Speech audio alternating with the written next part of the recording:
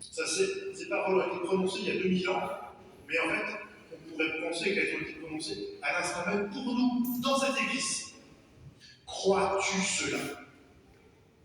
Je suis la résurrection. Celui qui vit et croit en moi, même s'il meurt, vivra. Crois-tu cela? On dirait que ces mots viennent fouiller à l'intérieur de nos cœurs en mille morceaux, brisés. On dirait que ces mots viennent fendre les forces qu'il y a en nous pour pénétrer au plus profond, afin que dans ce lieu le plus secret de notre personne, nous entendions ces mots. Crois-tu cela? C'est qu'en effet, le drame de notre vie, c'est qu'elle ait une fin. Que nos vies soient réussies ou cabossées, elles sont toujours un peu des deux. Le grand drame, c'est qu'elle se termine, et nous savons bien à quel point nous y tenons. Les gens qui disent vouloir mourir ne veulent pas positivement la mort, mais être soulagés de souffrances parfois intolérables. La mort en elle-même n'est pas désirable, ne peut pas l'être. C'est une perversion de vouloir la mort. Pourtant, elle est omniprésente. Tous vont mourir. Les rois et les clochards, les gens de droite et ceux de gauche, les féministes et les conservateurs, les djihadistes et les croisés, les cancres et les surdoués.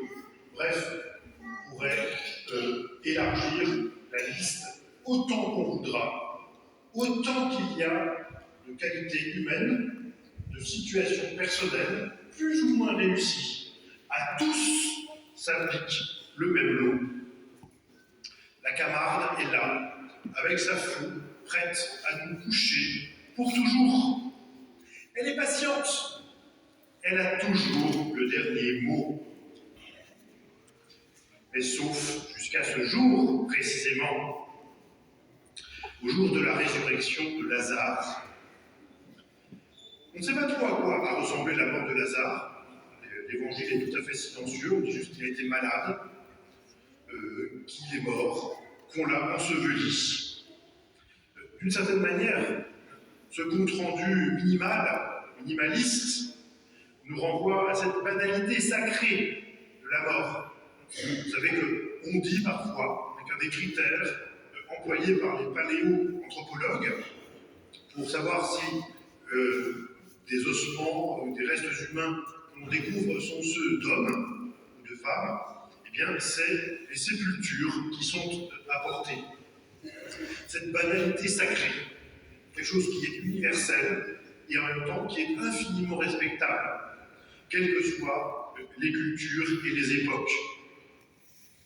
Cette révérence que l'on doit avoir pour les morts. Vous connaissez la magnifique histoire d'Antigone, cette héroïne tragique qui risque sa vie pour offrir des rites funéraires à son frère qui est mort dans des circonstances tragiques parce qu'il s'était rebellé contre la cité. Et il a subi la peine de sa révolte.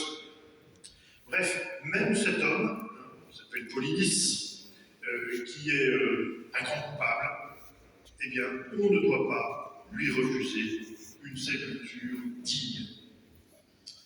Banalité sacrée. En effet, nous n'avons pas en nous-mêmes les ressources de l'immortalité. Elle n'est de pouvoir ni de notre volonté, ni de notre technique. Il y a un texte que j'aime beaucoup, que j'avais appris par cœur quand j'étais adolescent, l'oraison funèbre du prince de Condé par Bossuet. Là, nous sommes en plein dans la mort baroque. C'est un prince du sang, un homme couvert de gloire, parce qu'il avait été un des plus grands militaires du siècle de Louis XIV. Donc, quand il est mort, on peut dire qu'il y a eu des pompes funèbres, des compositions de de requiem, des attelages. C'était absolument prodigieux, ça a pris des semaines, cette sépulture du prince de Condé. Et Bossuet, qui prononce son éloge, dit que voyons-nous?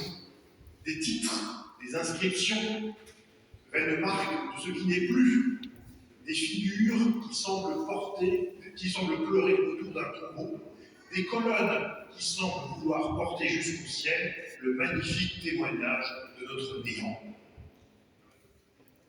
Et ce que Bossuet voulait nous dire par là, c'est que ce grand prince, couvert de gloire, aujourd'hui encore, on étudie la stratégie militaire dans les écoles métiers, eh bien ce grand prince a eu la même mort que le dernier de ses valets. Et bien pourtant, justement, cette mort n'a pas le dernier mot. Certes, il y a eu quelques préparations dans l'Écriture sainte, avec Élie qui est monté au ciel, un char de feu. Jésus a opéré 2 résurrections, une petite fille, fille d'un chef de synagogue, un jeune homme, fils unique d'une veuve. Mais c'était pour préparer ce grand coup de la résurrection de Lazare. Jésus frappe fort, un mort qui sent déjà, quelqu'un pour qui on a déjà accompli les rites funéraires, sur qui s'est refermée la lourde pierre qui ferme le tombeau. Et c'est à cette mort dominante que le Christ donne une bonne claque, à laquelle elle n'était pas du tout habituée. Là où cette résurrection de Lazare innove sur les autres, c'est qu'on nous donne le motif pour lequel Jésus ressuscite celui-ci plutôt qu'un autre. C'est comme un petit joyau serti dans la trame subtile de l'Évangile. Ce motif, c'est qu'on nous dit que Lazare était l'ami de Jésus. L'ami de Jésus. Il le ressuscite pour rester fidèle à son amitié. Saint Paul nous dit que l'incarnation, c'est le jour où est apparue la bonté de Dieu et son amitié pour les hommes. Le grec porte le terme philanthropie, qui n'est pas ici une sorte de bienveillance humaniste, mais l'amitié de Dieu pour nous, qui est le motif de l'incarnation du Seigneur. La sagesse, disait aussi dans la Bible, qu'elle fait ses délices, qu'elle trouve ses délices à résider parmi les enfants des hommes. Et Jésus nous dit, au moment où il livre sa vie, où il institue l'Eucharistie, « Je ne vous appelle plus des serviteurs, je vous appelle mes amis. » L'amitié, c'est une chose grave. Ça, nous le savons tous. L'amitié, on en a absolument besoin pour vivre. Tout le monde recherche des amis. Et l'amitié, c'est un moyen très utile, très fort d'ailleurs, pour progresser, pour se stimuler entre amis à devenir meilleur. Et bien Jésus a cultivé l'amitié. Et ça, ce chapitre, c'est extraordinaire, de ce point de vue-là. Nous voyons apparaître l'amitié du Christ pour Marthe, Marie et Lazare. Vous savez, on a le sentiment parfois qu'avec Saint-Pierre, avec Saint-Jean, etc., il y a des rapports un peu institutionnels. Avec eux, c'est ceux qui vont fonder l'Église. Mais n'empêche qu'avec Lazare, Marthe et Marie, ce sont ses amis. Et il n'y a aucun endroit où on ait des notes aussi précises sur les émotions du Seigneur. On nous dit même qu'il pleure. Voyez comme il l'aimait. Parce que l'amitié, c'est toujours quelque chose qu'on a pour une personne en particulier, pour quelqu'un de précis. L'amitié, c'est pas générique. L'amitié, c'est un tel, une telle. Et les gestes bons que l'on accomplit pour cette personne et parce que c'est cette personne. Et qu'on ne ferait pas de la même manière pour un autre.